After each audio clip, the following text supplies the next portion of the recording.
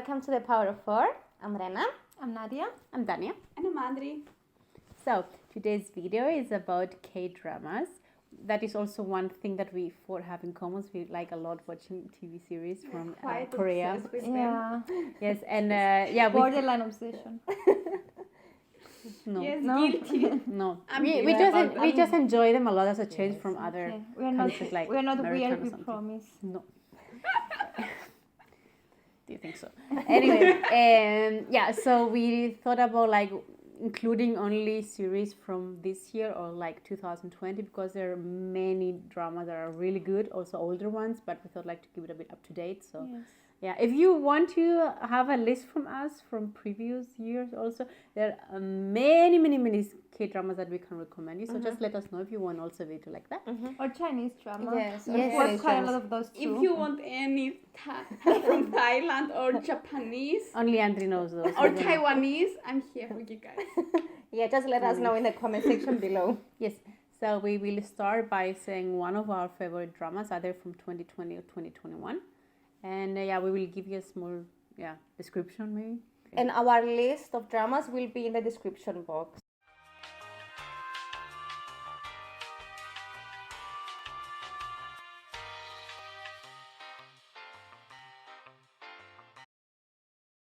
So basically, each one of us picked one, their favorite, let's say. I chose 4 because I think all 3 of them will be listed in the beginning, so I will be the 4th one. I have to have a backup. be prepared. Okay, I will start directly because I'm afraid if I don't say it now, the others will say it. The drama that I chose is Mr. Queen.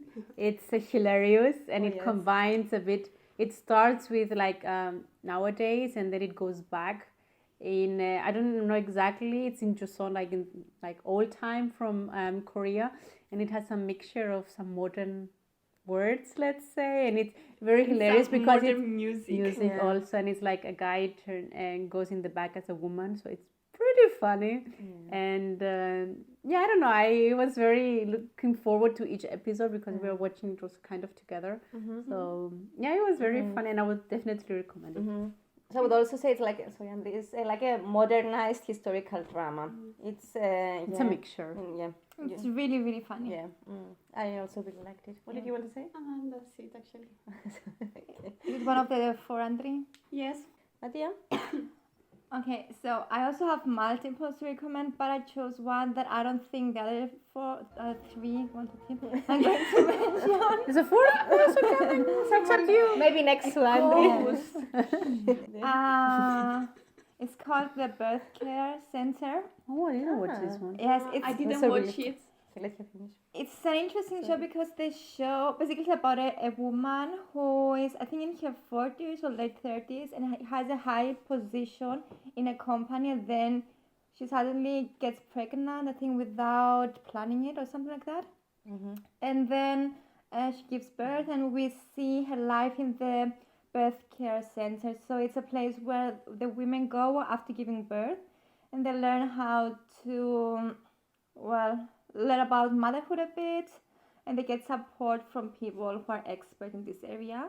And then we can see her struggles during that time. We can see a little bit also the point of view of the father, and also from the perspective of the other women. And we have some women who are like meant to be mothers, and other women who didn't really plan it, but it just came by accident. And I just thought it's a lovely show to give us an insight to the men of in society, and instead of what women have to go through. I'm not going to use the word suffer, but what they go through after giving birth, and that they actually need quite a lot of emotional support as well. So guys, please have a look as well. This show is not only for women, it's also helpful for men, so go and check it out. But at the same time, it's also funny. So yeah. I also watched it and it was really nice. I think I was the one who recommended Yeah. it. Yeah, it's really funny. I think it's from 2020, late 2020. Yeah. Okay, and okay. So actually I have I'm going to recommend two just because they belong to the same genre. So, and I think none of you have actually watched this TV show. They are being aired at the moment, so they haven't finished yet. So the first one is Beyond Evil, and the second one is Mouse. Mouse. Yes. They're both on my list. Yeah.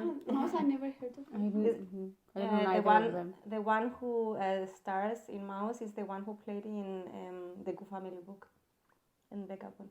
Okay, it's gonna be on my list. So basically, both of them are detective TV shows, and they both involve obviously like murder and a psychopath. I'm not going to give out too much. For me, like whenever I watch each episode, I immediately want to watch the next episode because it's really interesting and it keeps you on your feet.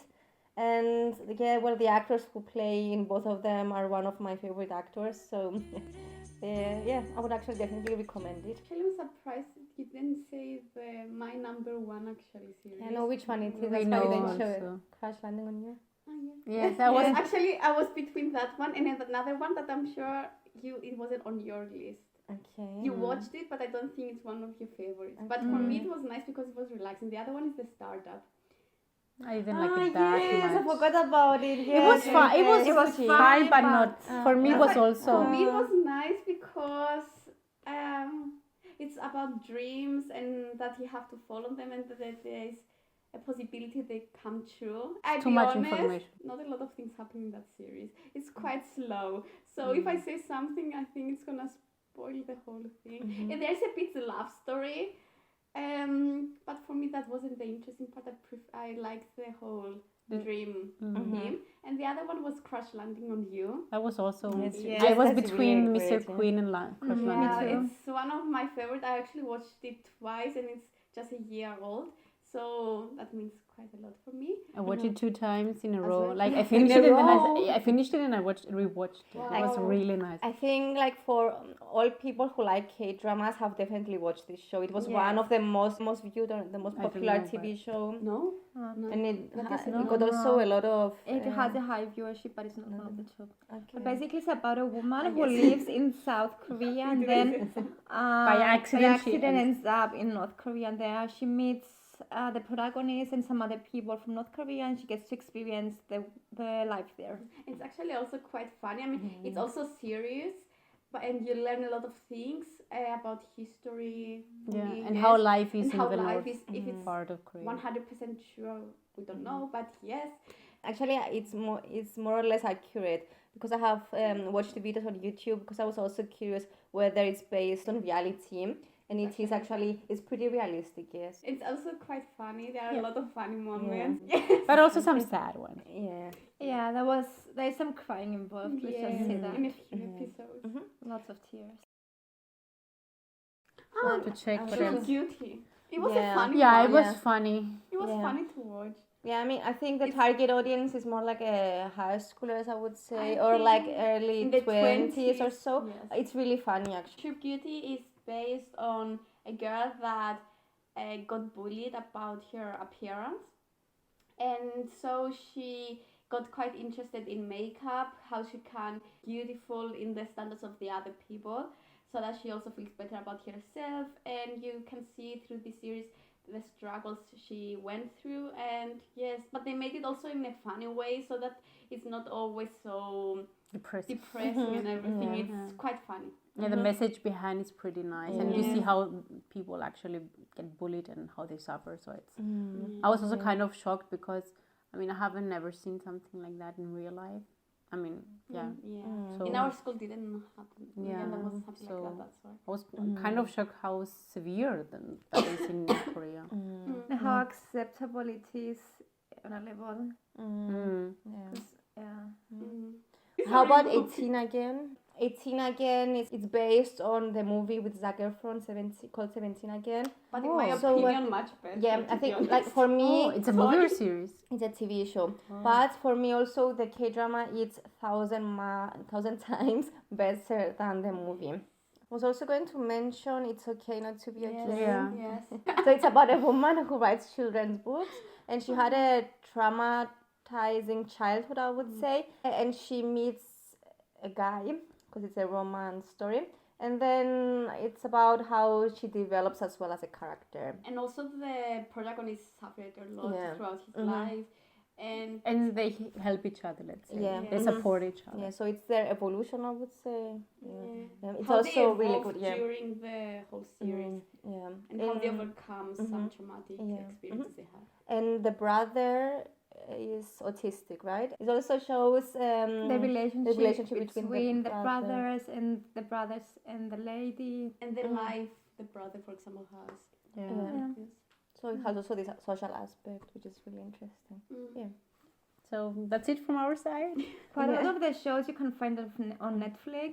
So the ones who have Netflix, go and check them out. Yeah. And if you have any recommendations that we didn't mention, please let us know below, because we might have not watched quite them. a lot of series, and you ran basically out of TV shows to watch. Yes, so please She watched a lot. So please recommend. Okay, thank you for watching. Don't forget to subscribe, like the video, and follow us on Instagram. Anyway, thanks for watching. Bye.